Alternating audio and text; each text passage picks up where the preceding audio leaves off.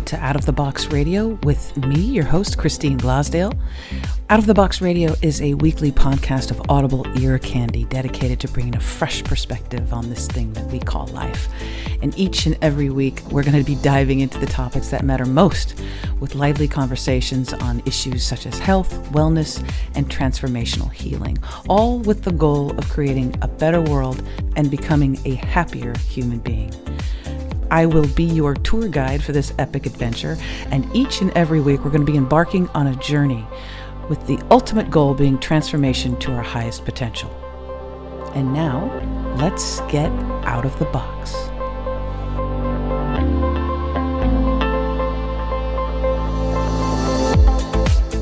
Hello, everyone, and welcome back to Out of the Box with Christine.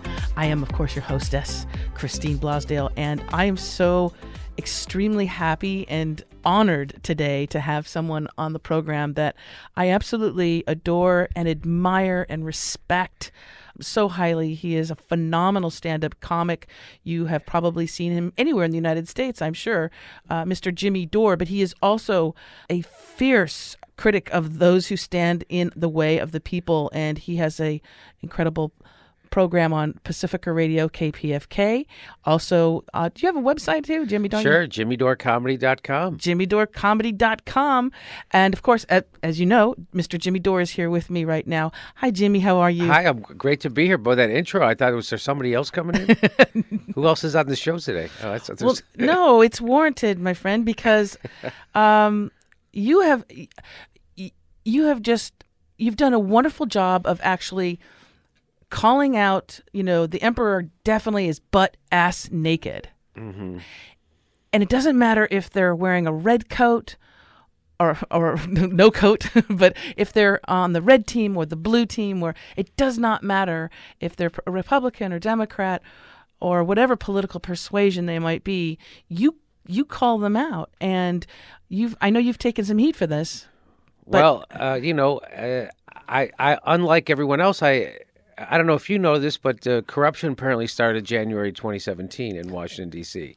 Yeah. And all we have to do is get rid of that gosh darn Donald Trump, and everything will get back to normal. Well, I think everyone forgets what normal was. Normal was 80% of workers living paycheck to paycheck. Normal was electing a black guy with a Muslim name to upset the system, and what he did was just continue the system. It was change on the outside, continuity on the inside. He didn't put one banker in jail while he kicked the people out of their houses. He didn't help Main Street. They didn't bail out Main Street. There wasn't even a jobs program. They even give them health care. 30 million people left out, and the poor people who were able to get health insurance can't use it because they got a $5,000 deductible. So it didn't really change people's lives, which is why he lost the complete control of the House and the Senate immediately. And then Donald Trump became president after 8 years of Barack Obama. Barack Obama was gifted with having horrible enemies. A guy who Barack Obama admitted on video that if his policies were implemented, his policies are considered moderate right wing if it was the 1980s. That's what he said. That's his words. Yeah. So I'm trying to remind people that Donald Trump is a symptom of a larger problem. And everyone, including the establishment, well, it's the establishment who wants you to think the problem is Donald Trump and just focus on Donald Trump, when it was the establishment who actually gave you Donald Trump. And the establishment behind closed doors will admit that they would rather vote for Donald Trump than Bernie Sanders. That was made very evident to us. And it seems to me a giant shell game. Whereas, Democrat in, Republican in, Democrat, you've got the Bush family. My God. You've got what happened with Christine, the Bush crime family, and then you have the Clinton crime family, and then That's right. I mean, it just continues. It's a shell game. Well, there's nothing that shows you the game that's being played more than this, right? Because what I like to tell people who like to wag their finger at me because I won't vote for corporatist warmongers anymore, and what I try to tell them is that until you realize the game that's being played, you'll forever be congratulating yourself for voting for a warmongering corporatist. Yes. And here's the game that's being played. Everybody hated Ralph Nader because he sniffed this out way before everyone else did, and he saw what the Democratic Party did, what did they do? They got in bed with Wall Street. Street, the military-industrial complex, Big Pharma, and health insurance and fossil fuels, they became the Republican Party that was pro-abortion. Right, And he saw that. I mean, and so when you talk about the lesser of two evil voting, Thomas Frank makes a great point in Listen Liberal that voting for Bill Clinton over Bob Dole was not the lesser of two evil. Because look at the stuff that Bill Clinton got done that Bob Dole couldn't have gotten done. Bill Clinton gutted welfare, exploded the prison population, passed NAFTA. That's something George Herbert Walker Bush could not get done. Yes. So if you voted for George Herbert Walker Bush, we might not have gotten NAFTA. He couldn't get it passed, but Bill Clinton could, so he could give cover to all those corporate Democrats because the president's going along with it, and he's a Democrat. You know, he wanted to privatize Social Security. He deregulated Wall Street. All these things that Ronald Reagan could only dream about doing, Bill Clinton got done. Ralph Nader sniffed it out. And he said, I'm going to run for president, and I'm going to hold their feet to the fire, and I'm going to expose them. He was filling stadiums, just like Bernie Sanders. People blame him for George Bush becoming president, so they hate Ralph Nader. Now, here's where the game He gave us seatbelts for crying out loud. I know. Here's where the game gets exposed. Not only did that not happen, that more Democrats voted for George Bush by the hundreds of thousands that voted for Ralph Nader. Nobody blames that. But here's where it gets exposed. Everyone now, all those people who hate Ralph Nader, all those liberals who hate Ralph Nader, now they all love George Bush. But they still hate Ralph Nader. What? Is it? Well, the Obamas, they're brother from another mother. Right. They hug him. Right. He's on Ellen dancing with them. I mean, he's beloved by the neoliberal class right now. The George Bush. Nancy Pelosi goes on The View and says, "I wish we just had George Bush back." Wow. Keith Olbermann goes on The View and apologizes to George Bush and John McCain. Because of Donald Trump. So he's been completely rehabilitated, George Bush. Everybody loves him now. He goes on Ellen and he dances with him, even though he demonized and demagogued gay marriage his entire political life. Completely. Now he gets to go dancing with liberals, like because we have Donald Trump. And what people don't realize is people still hate Ralph Nader, but they now like George Bush, and it makes me think those people are just assholes all along. And so what it shows you is that they are upset that it's the establishment wanting you to hate someone like Jill Stein or Ralph Nader and pretend someone with no money and no power is the problem, when the problem is that we don't have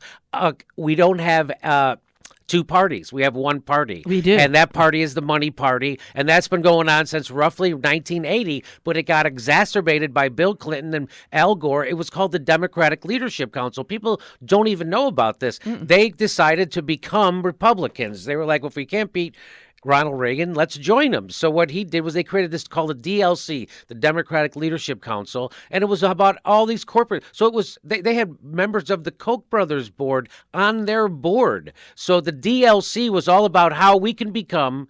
It was called that triangulation strategy. We're going to take away all the Republicans' talking points. We're going to become fiscal conservatives, but they didn't. When fiscal conservatism doesn't mean conservatism for corporations, the war machine, or fossil fuels. What it means is fiscal conservatism for you and social welfare for the oligarchs.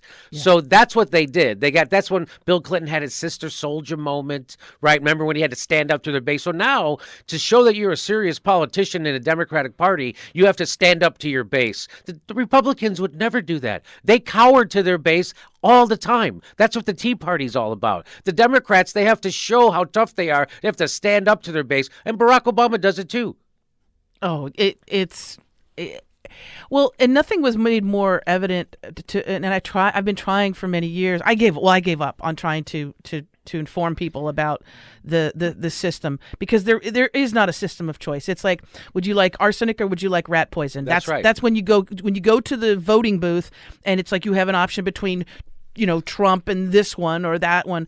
That's what it is. And it was made so evident with the complete ignoring of Bernie Sanders after hundreds of thousands, huge events that he would go speaking somewhere, and there'd just be hundreds of thousands of people lined up. Right. And Hillary Clinton would go somewhere, and there'd be like 12 people.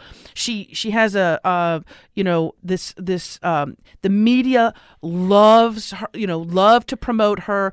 We found out with the DNC that it was completely rigged against Bernie Sanders. And the thing is that nobody came out and just said, what the fuck? This is wrong. She is not our candidate. No. She is not who we chose. You're shoving her down our throat. Along with this guy, I couldn't even remember her VP. She couldn't even She couldn't even get Bernie Sanders as her VP. So if she got him as her VP, she would have won in a landslide. So what happens when you pledge your vote to the Democratic nominee 2 years ahead of time? Well, you get a Democratic nominee who picks a vice president who's to the right of her. Yes, so Tim Kaine. I mean.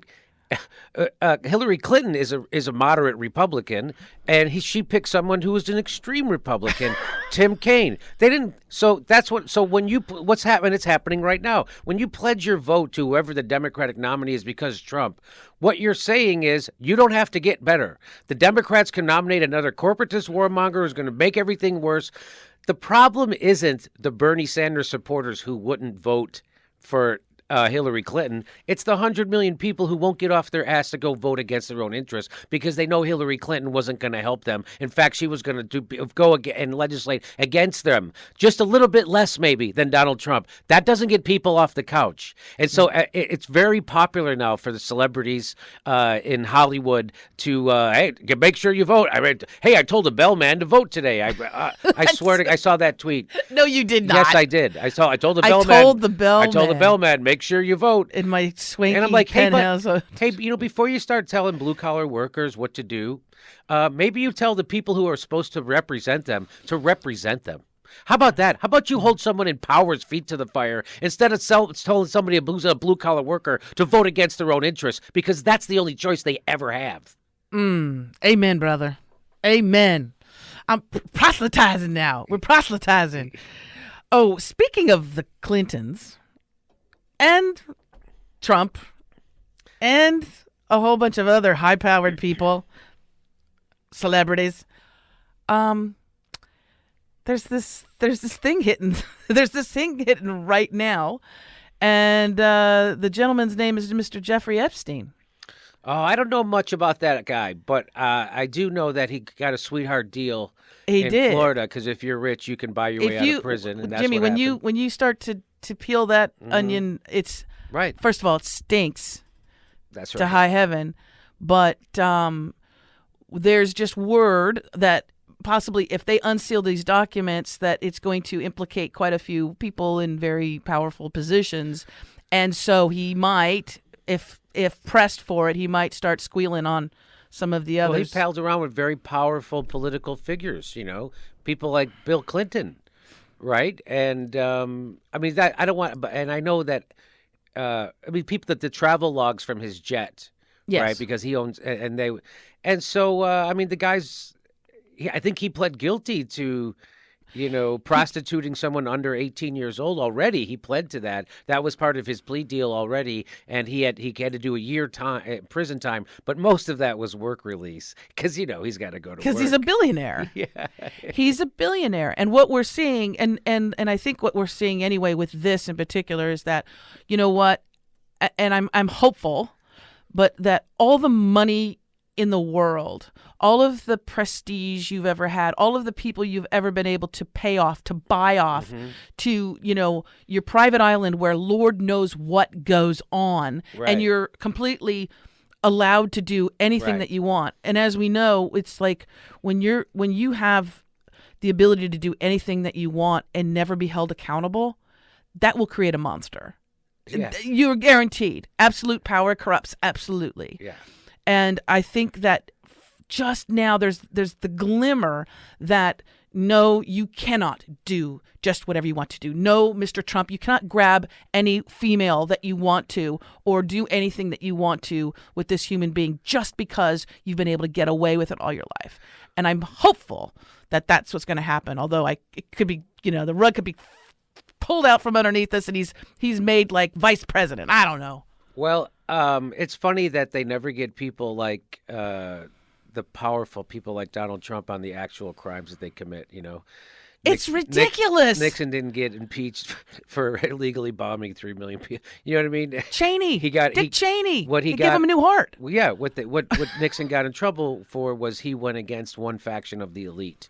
Right. And he got smacked. And then you can't do that. But you can go bomb and kill. And that's the same thing. I try to make the point on my show. The point of my show is to remind people how we got to Donald Trump. And that's the thing I think everybody, the establishment and the media, which is, again, the media is not there to give you news or inform you. It's there to forward the opinions of the elite.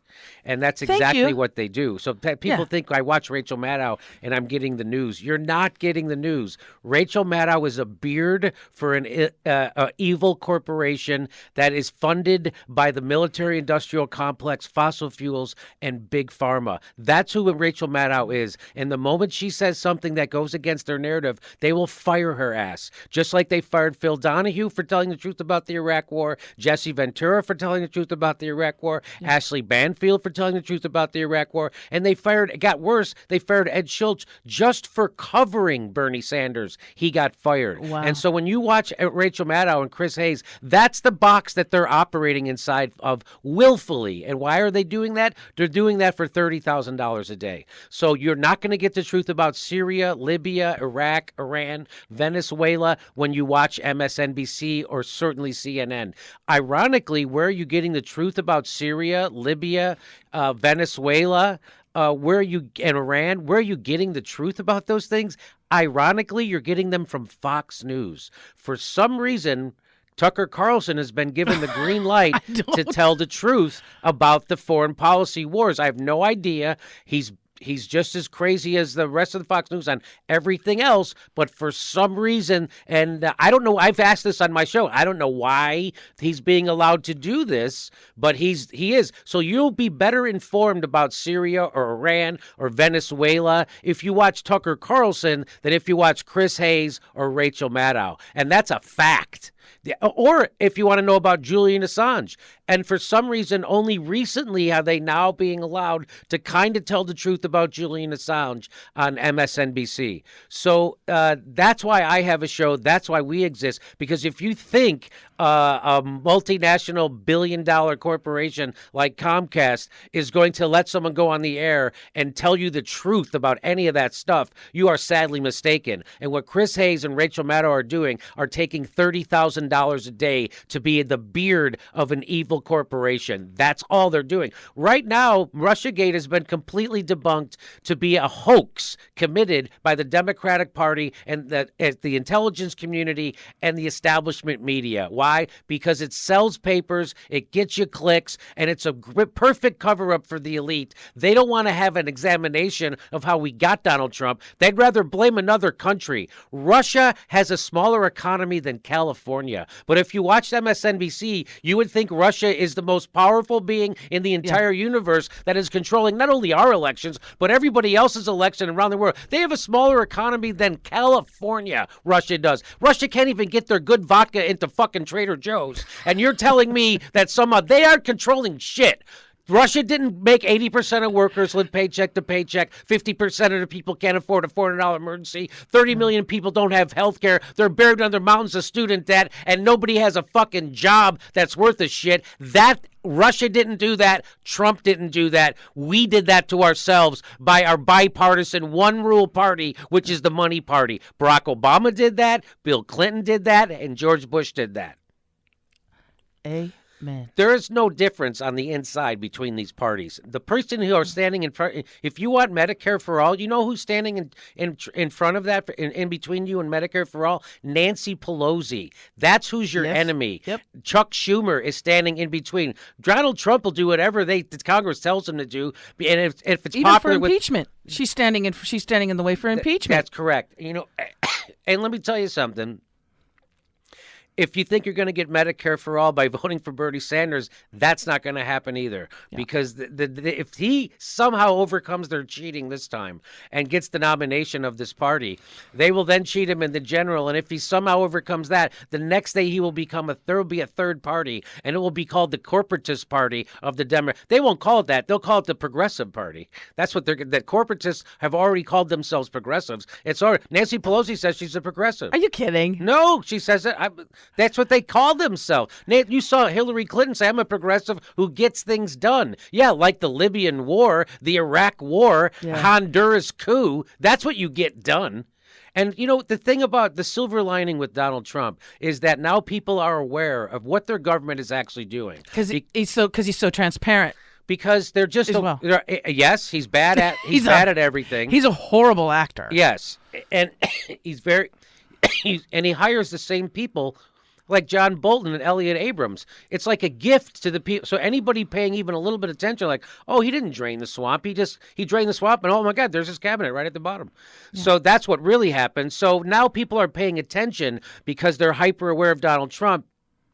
And so now all the stuff that our government has been doing, they're now aware of it. Like, for instance, when Donald Trump banned the Muslims at the airport, people went crazy about that, right? And they went to the airports and they protested. But why do you think there's Muslims at the airport? It's because Barack Obama spent 8 years bombing the shit out of them. Yeah. That's why he turned Libya into a failed state. Look what happened to Iraq. Look what they're doing in Syria. Barack Obama dropped 26,000 bombs. They ran out of bombs. That's how many bombs they dropped, and that's why there's a refugee crisis happening, and that's why you're getting right-wing governments in Europe right now because of the refugee crisis caused by our goddamn bombing. So at least people are aware of that. And so when Trump is trying to start a war with Iran, people are like, they're suspicious of him and John Bolton because they're very, like you say, transparent and bad liars, and he's hired the exact people who lied to us before. So that's the one silver lining. So like when you see, oh my God, Trump is putting immigrants in cages, which is horrible. Then we find out Barack Obama built those cages. Exactly. Hey, Trump, and the private prison industrial, the private prison industrial complex, which again, both sides have heavy players that pushed that as well, because private prisons make a lot of money. That's a lot of Barack Obama was on board. And with immigrant detention in private facilities. Yeah. Barack Obama was considered the deporter in chief. He deported more Mexicans than every president combined since 1890. So when Trump gasses immigrants at the borders, we then find out Barack Obama also gassed immigrants at the border. But nobody was aware of any of this stuff because Barack Obama was nice. And he was a great actor. Yes, he was Ronald Reagan of the left. He looked great. That's exactly right. He looked good in the suit. He was charming. That's he had right. He had a little saunter with him. People don't realize he was brilliant. As an actor. Could Wall Street get a better guy to be their front man?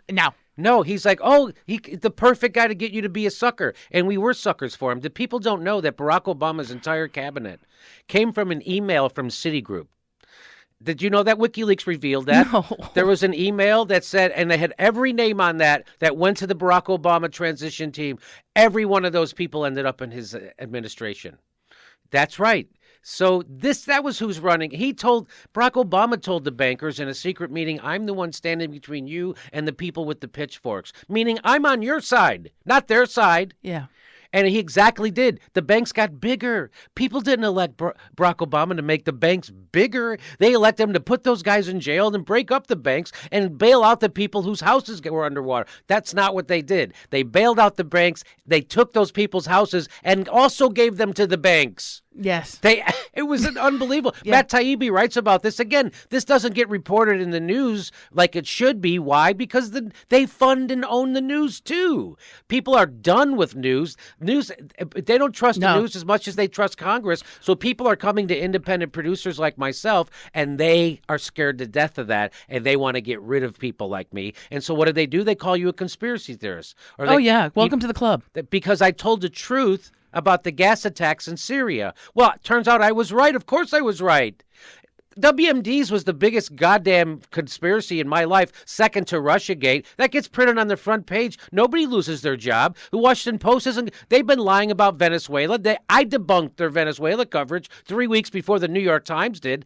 I've debunked their again. And yet you're a conspiracy theorist. Yeah, that's exactly right. Well, that's how they write you off. That's exactly how. It's the oldest trick in the book. It's the oldest trick in the book, and I think it was Michael Parenti who said that the whole idea of conspiracy theorists, conspiracy wacko, whatever, was created by the intelligence agencies in order to discredit somebody immediately. And to basically pass them off as, they're just crazy. Right. They're just crazy. And it's true. The stuff that you've said, So if 9/11 truthers didn't exist, the CIA would invent them, which who knows? They probably did anyway. And some of them did as well. So there's credible people. Like so they have to, and so no matter what the subject is, there has to be a crazy person pushing it, and so they can go, and then they you're can crazy. Discredit the whole thing. Yeah, I wouldn't be surprised if they were, like for instance, if Alex Jones didn't exist, they would invent him, right? So they can go, you're onto our meetings about how because they go, do you think rich people have meetings, secret meetings? I go, yeah, yes, they have them all the time. First of all, it's called a session of Congress. Right on, yes. That's their secret meeting where they get together to fuck everybody over in favor of the handful of billionaires. That's called a session of Congress. Yes. I mean, what do you think Davos is? That's rich people, powerful people getting together, having meetings, deciding how to fuck over everybody and keep this neoliberal bank-driven economy going. That's what that's all about. And how can we squash anybody who actually wants to give power to the people, like, a socialist in Venezuela?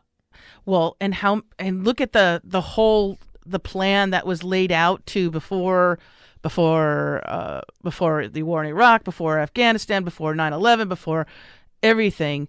The neocons had actually had a blueprint, and it's public. You can look it up. And the blueprint is basically saying the project for a new American century. Yeah. And it is telling you, it's a checklist of the countries, of the regimes, quote unquote, that need to be taken down. And in order for that to happen, too, we need a new Pearl Harbor. Yep. Hello, 9/11. Yep. That was our Pearl Harbor. But it's a checklist in every single country, with the exception of Iran. And look what's happening with that.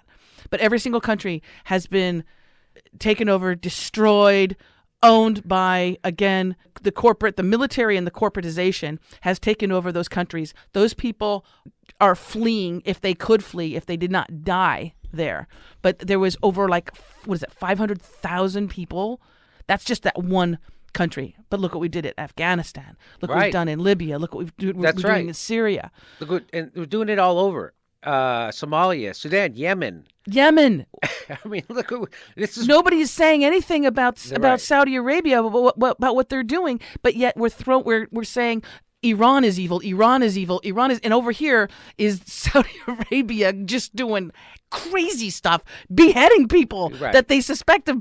You look like you could be gay. Boom, your head's gone. And nobody ever talks about why are we friends with Saudi Arabia? How come Rachel Maddow's not screaming about that? Why do we call Tulsi Gabbard having cozying up to dictators because it's Assad in Syria, and why is it okay for us to cozy up to dictators in Saudi Arabia?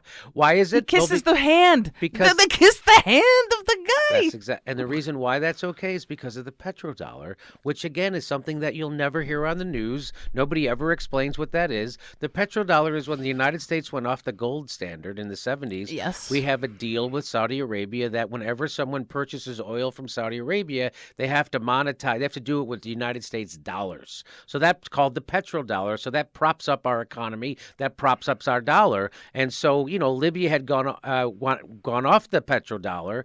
So whenever someone does stuff like that, that's always a big warning sign that they're about to get invaded. If you don't want to die or have your country invaded, don't go off the petrodollar. Don't also create your own bank. Right. Exactly right. Oh, no. So this, again, when you talk about the PNAC, the Project for a New American Century, that's not a conspiracy theory, right? No. So, but they'll make you sound like you are because you're onto them, and that's a great way to. It's an actual document. Yeah, it's there. Well, so General Wesley Clark is famous. Well, I don't know how famous because they don't show it on the news. Yes, right. But it's famous to people who watch my show and shows like it. That he was on Democracy Now! And he talked about when he went into the Pentagon right after 9/11. And the guy said, hey, come here. He goes, look, we got plans. We're going to invade 7 countries. We're going to invade Iraq, Iran, Syria, Somalia, Afghanistan, and I forget what the other, but we've done almost every one of them. And here we are. Nobody talks about that on the news. They always talk about, like our conflict with Iran started yesterday. No, they've been effing with Iran. First of all, they never tell you that in 1953 they had a democratically elected government in Iran that the people loved. Mossadegh. Mossadegh, and he was actually wanting to share the oil with his own people. They loved him. And he wanted to spread democracy, right? And the CIA was like, we can't have democracy. You can't control them. We like dictators because they're easier to control and get on our side. So they overthrew Mossadegh, and we installed the Shah, which was an oppressive dictator. I think did they assassinate him? And then, the Shah they overthrew. Well, you mean Mossadegh? Yeah. I don't know if they killed him, but they did. So they installed the Shah, which we all know. Then, with the Iranian hostage crisis, they then overthrew the Shah and installed what? The Ayatollah Khomeini and an extreme right-wing government, right? And so instead of them having democracy and we'd have peace throughout the Middle East with people sharing their wealth with everyone and having democracy instead of right-wing dictators, we're the one doing that. So people have no idea that and same thing with Syria. We've been trying to overthrow Syria for decades. And the people in the Middle East know this. The only people who don't know this are the people in the United States. That everyone else knows this. Exactly. Yes. And that's why they're scratching their head. The other thing was that, and you have people, you have the folks that are the Trump supporters, the Republicans, conservatives, whatever you want to say. But the thing is that they do not know the history of why people are leaving, and that it's not such a large amount of people are fleeing Mexico. They're fleeing from Central America. They're fleeing from, Guatemala and El Salvador, and they don't know at all what has happened in El Salvador, why those people, why there's so much crime, why there's so much, murder and mayhem going on. And it's because we meddled in that country. We messed it up. We had a school called the School of Americas where we trained people how to torture. We trained terrorists. And we funded them, and we gave them everything. We said, this is how you torture somebody who's just a peasant, to get them off the land, to do whatever you want. And you do that to a poor country, and you give them guns and money and techniques, and they're gonna do it. And they did it at our bidding. And that was during the Reagan era, and that's looked at through the Carter admin. Everybody just kind of was like, you go back to Smedley Butler, right? Smedley Butler. So he wrote a book called War is a Racket, and he said, every war I've ever been in, it's been at the behest of an American corporation, and we're there to steal the natural resources. He wrote that book in 1935. Right. And when he retired, he was the most decorated soldier in the armed services. And it's called War is a Racket. And every war there's no difference. They're all like that. Yeah. And so, again, when they try to, YouTube is radicalizing people. They're getting radicalized by the alt-right.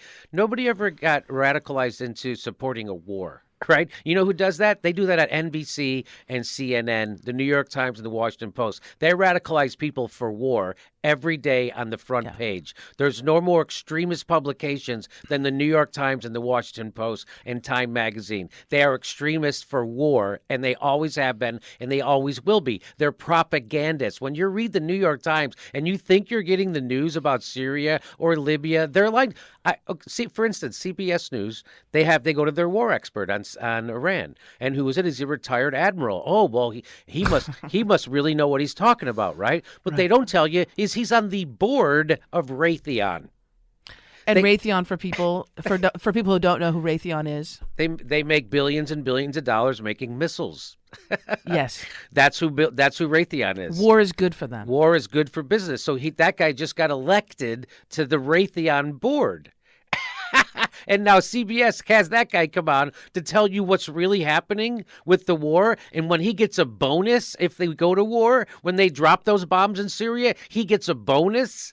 That they don't tell. That's the last So, that's the funny thing about when Brian Williams, right? So he got in trouble because he puffed up his war record. Yeah. But the real crime he committed was he would do the same thing. He would bring on these generals, retired generals, and tell you what we thought was the straight dope about what was happening in Iraq so we could make a decision about it as an informed electorate. But what he didn't tell us was that those generals were on the payroll of all those defense contractors. And not only were they always advocating for more war, there were often times that they were advocating for specific weapons to be used that the company they worked for made. And that Brian Williams never told us that. The guy who did tell us that won a Pulitzer Prize for it in the New York Times. Even after that, Brian Williams still didn't tell you. They still don't tell us. So when you see an expert that comes on the news from the retired something this, he's being paid by a defense contractor to advocate for more war. That's not news. That's called straight up propaganda. And do you remember in the lead up to the war with Iraq when it was also it was the mushroom cloud, yeah, the mushroom cloud, the right. mushroom cloud, saying that Saddam Hussein would, drop a bomb. He had no capability of doing that. But it was repeated over and over and over again. And right before and I was so disgusted by it, the whole idea of the shock and awe. The shock and awe campaign that Donald Rumsfeld had was so gleefully. This guy was so evil, and just seeing him kind of his eyes light up about the shock and awe. It's going to be a beautiful. It's like fireworks. It's like the 4th of July, folks. And they would show the jets, and they would show them in 3D, and they would flip them around, and they go, "This is the greatest country in the world," and it's exactly what we see Trump doing now with, we've got the greatest tanks. Right. This is the greatest thing and it's just that, like you said, he's transparent. So, and he's a bad actor, and you're like, oh my God, But they don't really oppose his policies. No, the they're Democrats behind have been it. They're creating. They're all working in the same. They helped him deregulate Wall Street again.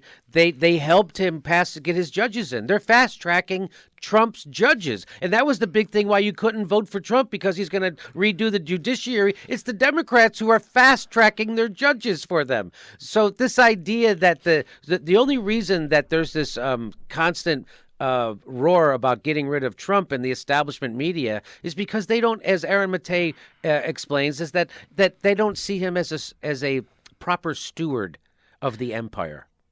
That he actually puts the ugly face. So like when Barack Obama, like I said before, when he was the president, nobody knew about all the horrible stuff we were doing. We thought we were all doing good things because Barack Obama looked like such a great guy and he was such a great actor. But Donald Trump, everybody's aware of the horrible stuff we're doing, and that's bad for business.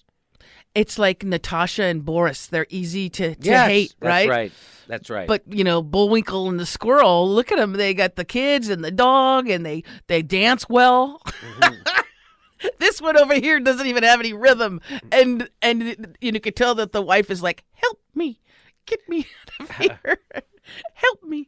It is just... how is it that someone like Aaron Mattei and someone like me, a Jagoff nightclub comedian, was able to see through the complete hoax and propaganda that was Russiagate? And that's all it ever was, no matter what anyone thinks. If a lie is said enough times... That's exactly right. Jimmy. How did I know repeated... 2 years ago that it would never, that when there was a Mueller's report, that there would be no indictment? How did I know that? I'm not smart. How did I know that? I'm not being paid by someone to fucking say the opposite. Yeah. That's right. And I'll let Donald Trump do a lot of bad things. He's a horrible person, but I won't allow him to steal my critical thinking skills. And so the fact that I knew it and I could figure it out, well, why don't you think any news media ever had me on? Or Aaron Mattei, who won an award for his work that he did meticulously debunking Russiagate and showing what it is, an unbelievable propaganda hoax, just like WMDs that has been perpetrated on the American people. Why? Because it serves the elite. How come I could do that and nobody else could do that at CNN, or Chris Hayes, who's a Rhodes Scholar? Same thing with Rachel Maddow. They couldn't see through it. They're paid propagandists. And Chris Hayes admitted that he knew he was lying and he didn't care because he was lying for the right team. Oh, my God. Yes. That's exactly right. I'm telling you, the stuff these people admit is crazy. So my favorite thing is how Ted Koppel, now, a lot of people don't know he considers himself a conservative, but I like Ted Coble because I don't think he spins. I think he actually, everything he says, he believes. So he was having he was at a panel, I think it was at NY University and School of Journalism, and he was on a panel with that Brian Stelter guy from the Reliable Sources from CNN. Yeah. And he said, you guys love Trump. You propped him up. You gave him all the free airtime. You guys love him. And he's like, no, what are you talking about? We don't. He goes, well, you guys look at all the money you're making. CNN's ratings, how high are they? And he goes, well, they're probably up 50%, but if they went down, it wouldn't matter. And the whole room just laughed. That's the guy who's the media watchdog for CNN, saying if their ratings went down 50%, it wouldn't matter.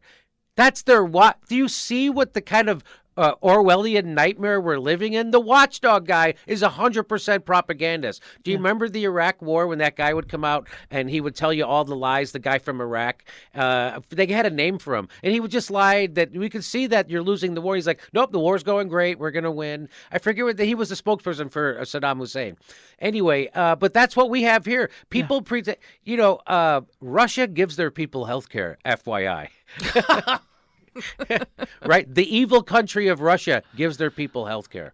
Just so you know. And again, Russia can't even get their good vodka into Trader Joe's. They have no control over our elections. All the bad things in America we've done to ourselves. Who had control over our elections also was it was the people behind the Democratic National Committee. That's right. Because we already knew who our candidate was. We already had it was overwhelmingly clear to every single person, and we would have also brought in some. I know that we would have brought in some independent voters, but also some of the Republicans who are more socially progressive.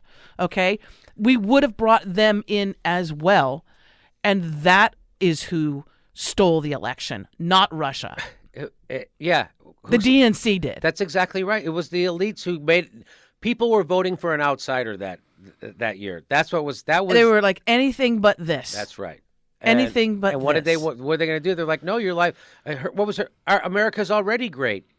You're going to tell that to people who live paycheck to paycheck? You're going to tell America's great to people who can't afford a fucking vacation or a $400 emergency? America's already great? That's your message? And you wonder why they didn't get off their ass to vote? People who voted for Barack Obama twice wouldn't get off their ass to vote for Hillary Clinton, but they want you to think Russia did it. Russia didn't fucking do it. We've been doing this shit to ourselves, and if you think Russia did it, you're gullible. But that's what's called a herd mentality. It's the herd mentality, and it's also the idea with any kind of propaganda. Again, when you repeat it enough times, then the majority of people believe it. They will believe it. There are people that are in progressive, radio, progressive media outlets that still are pushing the whole Russiagate. That are still pushing that whole thing. But also, and by the way, as Chomsky says, Russiagate is the biggest gift ever to Donald Trump. It is a gift, and he said it probably will be the thing that gets him reelected. So everybody on the left who's pushing Russiagate breathlessly, you're a useful idiot, you're a tool. And if I have the critical thinking skills to see through it and predict it 2 years out, then you should too. But you've allowed your hatred for Donald Trump to rob you of your critical thinking skills. And now you're nothing but a tool of the elite if you're pushing Russiagate. I just left an organization that did that, and they're still doing it. And none of these people care. I explained it to people. I go, so you don't care that this actually helps Donald Trump? I've literally had those people say, no, I don't care.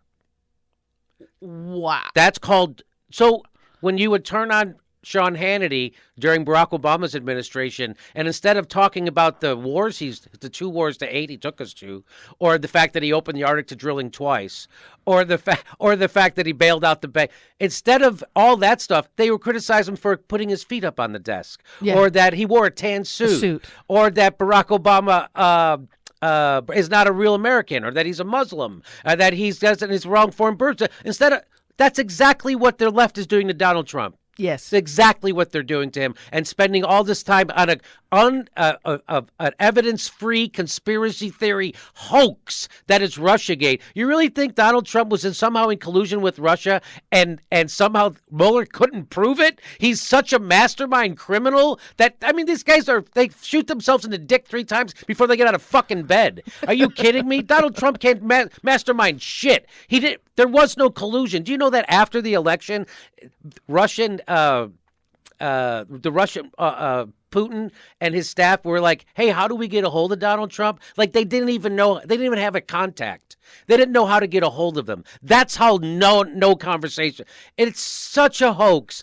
You know, the dossier was completely fabricated. It's been proven that it was completely fabricated. Michael Isikoff admitted it on MSNBC, and apparently everybody's like, what? What are you talking about? So how come I know who Bill Binney is and nobody at MSNBC knows? And here's another thing. Why wouldn't MSNBC have on anybody who had a counter-narrative to the Russiagate thing? For 2 years solid, they wouldn't bring on Glenn Greenwald. The last time Glenn Greenwald was on that show was in December of 2016. They haven't had him on since. And, of course, he's a skeptic of Russiagate, so they don't bring him on. Pulitzer Prize winner. They don't bring him on. Glenn Greenwald's amazing. They don't bring on Aaron Matei. Aaron Matei, who just won an award, the Izzy Award, the Independent Journalism Award, for his work debunking Russiagate in The Nation. They don't bring him on. What? Never a counter-narrative. It makes me think that they're manufacturing consent, just like Chomsky taught us decades ago. They're manufacturing consent. When you turn on Jake Tapper, when you turn on Chris Hayes, when you turn on Rachel Maddow, they are not there to inform you. They are there to manufacture consent. They are beards of an evil corporation, and they wouldn't be there if they weren't willing to go along, because the people who don't go along get fired immediately, like Phil Donahue and Ed Schultz. And that's why also people are going to other alternative, and that's why we exist. Sources, that's podcasts. That's right. YouTube channels, and with the show that you do you have that on YouTube as well? Yes. So they can find you. So YouTube has been I've been doing it the Jimmy Dore Show since I started here at KPFK. Yeah. I think it was in 2009. And it's been very popular as a podcast and things like that. It's gotten it's like 50,000 downloads each episode. So but that's on pretty YouTube, good. But on YouTube, you are huge, my friend. on YouTube, it just exploded, right? I get 9 million views a month. We have almost 600,000 subscribers. Brilliant. So it just, for whatever reason, video really did it for me.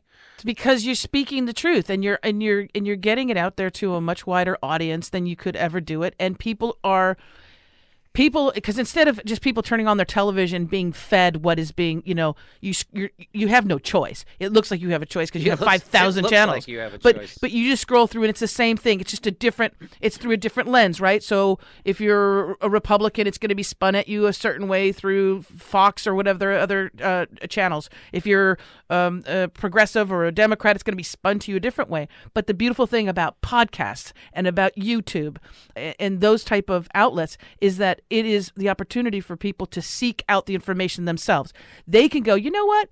I might like a little bit of Jimmy Dore because he's flashing some reality at me, and you also mix it in with humor too, because you have to sometimes laugh at the craziness of this, at the insanity of it all. But you do mix that in there.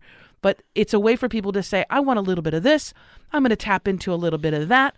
I like this. So it's like their own, like a menu, and they get to pick what they're going to eat instead of being force-fed this tray from like a prison of this is your slop, this is what you're going to have, and you're going to like it. No, we're going to pick and choose what we want. Yes, and they don't like that. So that scares the hell out of the establishment.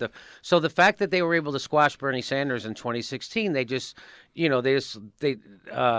16 negative stories in 16 hours at the Washington Post. Ed Schultz gets fired just for covering Bernie Sanders at MSNBC. So the word got out. You better not do this in the establishment. And so people went around the establishment news, and they went to YouTube, and they found places like the Young Turks and my show. And so they were getting the message about Bernie Sanders. And so that scares the hell out of them. And so what a better way to crack down on independent news by to do a Red Scare and fake news, and we got to help. We got to save you from fake. We got to save you from fake news. There's been fake news my whole goddamn life. It's called the editorial page of the Washington Post. Boom. It's fucking fake news. Front page of the New York Times that Iraq has WMDs. That's what fake news is. That's what radicalizes people for war. We are now spending. Think about this. Here's a statistic. We are now spending $200 billion more on our military than we were spending at the height of the Iraq War. We're spending $200 billion more, which is a 40% increase in their budget. So they were making $500 billion we were spending. Now we're spending $700 billion. That's a 40% increase. Did the education budget get a 40% increase? Nope. Do we get a 40% increase in roads and bridges and libraries and healthcare and Medicare and Social Security spending? No, nobody got that. You know who got that? The military-industrial complex got that, and they got it without any debate, without any town halls, without any Anderson Cooper going and rolling up his sleeves and interviewing people in South Carolina. What do you think about the military budget? Nobody ever asks about it. Nobody ever talks about it. And here's how you know Russiagate's an even bigger hoax. So the people who say that Donald Trump is he's a Manchurian candidate and he's doing the bidding of Putin. Why would they vote to give him hundreds of billions of dollars more on bombs if they thought he was doing the bidding of a foreign country? Right. So that's how you know they're full of shit, and they don't really think that. You're going to give that guy the leeway to go start a war with Iran, to start a war in Venezuela, to start a war in Syria, and you start a war against us, against Russia? And you think he's doing the bidding of another fucking country? You liars. They're all fucking propagandist liars, and that proves it. Nancy Pelosi thinks that he's doing the bidding of Putin, but she's not going to impeach him. She's going to let him run our military, a guy who she says is a traitor to our country. That's how you know Nancy Pelosi is a traitor to our country. She lies to you. She's not lying to Fox News. She's not lying to Republicans. She's lying to Democrats, and she's suppressing progressives. That's who your enemy is, and that's what I'm here to remind people of. And that's why they don't like me. They don't, but I love you. Oh, thank you. And my beautiful listeners are going to love you now. Again, you can find out more information at JimmyDoreComedy.com. JimmyDoreComedy.com. And he spelled Dore, D-O-R-E. And on YouTube, they just look up Jimmy Dore or The Jimmy Dore Show. Yeah, Jimmy Dore Show is on YouTube. It's youtube.com/The Jimmy Dore Show. Oh, my goodness. So, and, we have a lot of critics, haters, detractors, and smear merchants come at us, and most of them have contracts with MSNBC. Get out of here. Yeah, most of the people who make videos about us or attack us, and yeah. Have you ever been on MSNBC? One time when Cenk Uygur was the host. Oh, really? Yeah, so this is probably going back to 2011, 2012. Right. Something like that. He had his own show on MSNBC. What about any other networks ever have you on? Yeah, I've been on Sky News. Yeah. But not a news. No, news, though, they don't want to have not me Fox, on. No. not NBC. I was just on local and NBC in Miami because I was there for the debate. I was a surrogate for Tulsi Gabbard. Oh, and okay, and we have a couple minutes left, but I do want to talk about really quickly the nominees that we're looking at leading into this. We got 20-something nominees. What's up? Yeah, what's up with the fact that, especially on the left, really, first of all, either ignoring Tulsi Gabbard, completely ignoring her, or saying that again she's friends with she's friends with Assad, with dictators, or they're also saying, well, she's homophobic. Yeah. Because of her beliefs, which she's come out and said that she was raised fundamentally religious, and she said that her views have changed. In her last 6 years, her record has shown that she has voted for 100%. Yeah, from the largest gay and lesbian. I think that Tulsi is the real deal. She is the real deal. And that's why they won't let her get in the race. It was her service that actually radicalized her, in a sense, against the machine. So she was over there serving her country. She thought she was fighting terrorists, and she saw that we weren't actually doing that.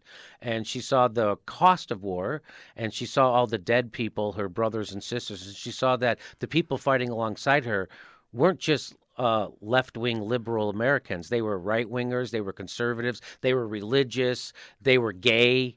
They were of all stripes. So that's where she had a transformation as a human being. She realized that we're all in this together. And she doesn't discriminate against anyone. You're right. She goes on to have a perfect record now. She'd make a great commander-in-chief because she's actually served. That's right. And she's still actively serving, and she's against the wars. She's seen the cost of war. And so they throw in every smear at her. What do you do when people are the peace candidates? You smear them as not being patriotic enough. You say that they're traitors. This comes from Goebbels. This isn't new. They've been doing this forever. So with your crystal ball, Jimmy Dore, in the last couple minutes here, what do you think? Are they going to shove Biden at us? I think it's going to be Kamala Harris. He's obviously not. He doesn't have his faculties. He's not like Bernie. Still is all there, right? He's not. Joe Biden is not all there. No, and there's too many photo and video opportunities of him with young girls, like, looking a little too. Well, just him saying at that debate, "Oh, my time's up." I mean, there's your campaign commercial against him. Yeah, your time's up, Joe. Yeah, right. You've been in politics since 1970 something, and look at all the horrible stuff he did, right? Yeah. So they're gonna. So it's Kamala. So they're gonna push Kamala or Elizabeth Warren. So Elizabeth Warren is somehow palatable to the establishment, and that makes me suspect of her. And the reason why it makes me suspect of her is she's already admitted she's going to take big money in the general, right? And which is a disqualifier. I'm sorry. We all know that the influence of money in politics. And especially her. She's the one she used to rail about it, but now she's going to take it. And if you notice, she hasn't really talked about Medicare for all. She's really slinking away from that as fast as she can. Yeah. So she would be, I think Kamala Harris would be Barack Obama 2.0. 2.0. And Elizabeth Warren would be probably the same. Yeah. So they will definitely dead end the left. But they're going to completely ignore Tulsi. Oh yeah, that's exactly the plan. Yeah. And that's how propaganda works also, is that whenever someone hears the name, they're like, oh, isn't she kind of a traitor? Or doesn't she, with the conspiracy of the gas attacks? And doesn't she stick up for, I mean, that's the whole point of it, is to make you have an icky feeling when someone's name. And so they're trying, but Tulsi, once people saw her, she was the most. She needs more camera time. She needs because when there's just every single time that she did speak in that debate, I felt this beautiful energy. Yes. That she was reaching out and she was connecting to so many people. Well, here's what scares her. She connects with right wing or Trump voters. Yeah. Trump voters, so that means she can beat Trump. So that means they got to get rid of her because she represents the people instead of them. Yeah. So that's why they have to work extra hard to smear her. They'll say, "Oh, she's being propped up by Russian." But NBC ran that story that Russian bots are propping up Tulsi. You saw that, right? Yeah, they did that, and they used. And just so everybody knows, the Senate has been using this. There's a company called New Knowledge. New Knowledge is supposed to be this IT company that has been doing all this investigative work about Russian bots and all this stuff, and they've been basing all this stuff that they've been talking about, the Senate Intelligence Committee, on this company New Knowledge. Well, New Knowledge got caught inventing Russian bots. Yes. And blaming it on the Republicans in the Roy Moore, Alabama race. That was reported in the New York Times. Again, it gets reported, but nobody does it get emphasized? Does it get highlighted? No. NBC still using that guy who got so discredited, the guy who ran that company. Facebook took away his Facebook page because he got caught doing this. Right. NBC still uses their reports, and they don't tell you any of that. And they use the report saying, "Oh, this New Knowledge says that Tulsi's being propped up by Russian bots." The same people who got caught inventing Russian bots are saying that. And NBC, so NBC, I'm telling you, that's why they're afraid of people like you, and they're afraid of people like me, and they're going to find ways to shut us down. Is that we tell the truth about that. They don't want it to get out. And they'll go, "Oh, it's a conspiracy theory." It's a conspiracy theory that you guys are funded and owned by the people you're supposed to be investigating, that you're funded by the military-industrial complex, and you're funded by Big Pharma, and you're funded by Wall Street. That's a secret? That's not a secret. But nobody ever tells you that. Right. The CIA, the Church Committee in the 70s, if people want to Google this, they should. The Church Committee in the 70s exposed the CIA had infiltrated almost every major news organization in America. and Yes, that they were running propaganda right from our news organizations. And guess who did surveillance on the church committee? The NSA. They did surveillance on them. That's right. And that's their way to, hey, you better get in line. And so now the news organizations, not only do they have them infiltrating, they hire them and put them on camera. MSNBC hired Brennan. They put him right on camera. Yeah. We're going to bring in our expert from the CIA. No, you're supposed to bring in an expert that tells you how that CIA guy's lying. You're not supposed to bring out a paid liar and call it fucking news. But that's how bad it is. Jimmy Dore, I adore you. I adore you. I want to thank you so very much. The time has flown on this, and we could go on and on and on for hours and hours. And I just want to let people know that you've got to check out Jimmy. Please do check out his YouTube channel. It's the Jimmy Dore Show, and that's Dore, the Correct. Jimmy Dore Show. And also you can check out his website, and that is JimmyDoreComedy.com. JimmyDoreComedy.com. We're doing live shows all over the country. You might be coming to a town near you. You've got to check him out, and check him out live. His shows, though, are just absolutely phenomenal, and we want to share. If you're listening to this and you love it and you want to share it with other people, please make sure that you share this podcast show. You can share it on YouTube if you like. We'll get it out as much as we can, and I'll put links to all of Jimmy's the website and his YouTube channel. I'll put that with this interview. Again, I want to thank you so much, Mr. My pleasure. Mr. Thanks Dore. for having me. Keep doing what you're doing. It's been an honor and a pleasure. And I want to thank you, wonderful listeners, for tuning in. Please remember to always think outside of that damn box.